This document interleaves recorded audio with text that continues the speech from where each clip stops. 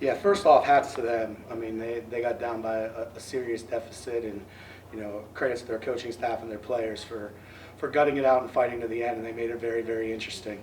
I kind of got the feel in the third quarter that it was getting dangerous. The tempo of the game just dropped. There was no pace to it. And in an isolation-driven opponent, that makes life more interesting for our program. There's no doubt about that. But there's no secret that's what a lot of people are going to come at us with. So I'm very proud of us, though, for gutting it out and finding a way to win. And I really, really want our team to hear the message from the locker room, so I'm saying it again, that when things get interesting, we've got to turn to each other more and realize that it's just one play at a time, the same thing that we work on every single day. Okay? It is basketball. There is no outside pressure. There is no outside noise. There is no internal pressure. It's basketball. And we train ourselves to play basketball at a high level every day, so we need to get back to just doing that. And it starts with leaning on each other, and it makes that easier and more fun. They were able to hang with you there for a good portion of the, first quarter and then into the second quarter, but kind of early in the second quarter, you guys started to put things together, and it just looked like you sort of took the game. I mean, there was about a 5-minute span, middle part of the second quarter, it was like 21-6, and turned a 2-point game into a 17-point game. And what was working for you at that point?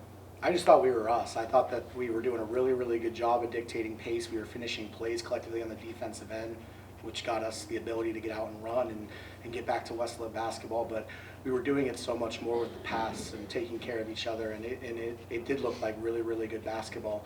And I would be crazy not to give credit to some of our younger, more inexperienced players who gave us a really good lift going into half. We got them in there to give them some minutes and give them some experience and see what they were able to do, and they responded. They did a really good job, and there was no letdown when we put some of them in down the stretch. So hats off to them, and again, that makes this an even better team win for us. Okay, and this is any of the ladies. Did you feel there was any carryover, a very, very emotional game coming back from the last game you were out? Did you feel there was any carryover from that, or was that just behind you and you were totally focused on Clarion tonight?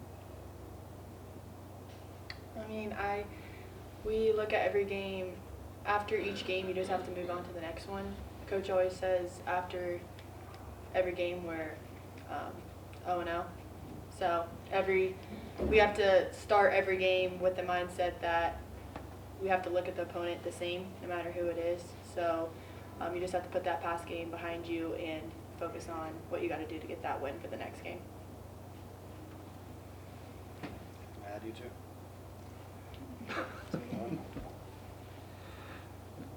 And there at the end, when they were making that run, were you looking to score? Were you looking to hold the ball? What was your game plan here in the last 3 or 4 minutes? I don't know, coin flip maybe, I'm not sure. No, that is and coming off the court, I was interviewed by, Topper Station, and that's one thing that is very hard for us as a program because it's such a delicate balance. We only know how to play at our pace. So the idea of not playing at our pace is a very foreign thing to us. And it's weird, like we execute a lot of things down the end of quarters really well, but then the fourth quarter, it's like it's a whole different ball game. I think what we need to get back to is we can play with pace and our emotion that can still dictate us getting a good look. And we need to do a better job of that as a coaching staff and teaching that in practice and working on it, and we will. This next couple of days together as just a basketball family working on us, no opponent scout will be very crucial for us. But the one thing that I am pleased with is, again, we find a way to win when it got messy at times, because it definitely did get messy. And everybody was very coachable to the end about just the little details, even though there were some crazy moments. Well, that was my next question, because you've got a week before your next game, and if you would want to expand a little more on what exactly you're going to work on through that week, because you don't have an opponent to prepare for until the last few days. Yeah, we're going to work on us a lot. Mm-hmm. We're going to work on strengthening our weaknesses and getting us in some game situations and doing some logical things like getting these high-minute players some time off on their legs a little bit. But we'll do it in our way, in the West Liberty way, not just giving them bonus days off. And we're going to have some fun as a family too. We're going to do a couple things just collectively as a group that doesn't even involve sometimes basketball, because I think sometimes those can be just as good for a program as getting on the court and getting extra shots up or other things. So we're going to attack it in a lot of different ways.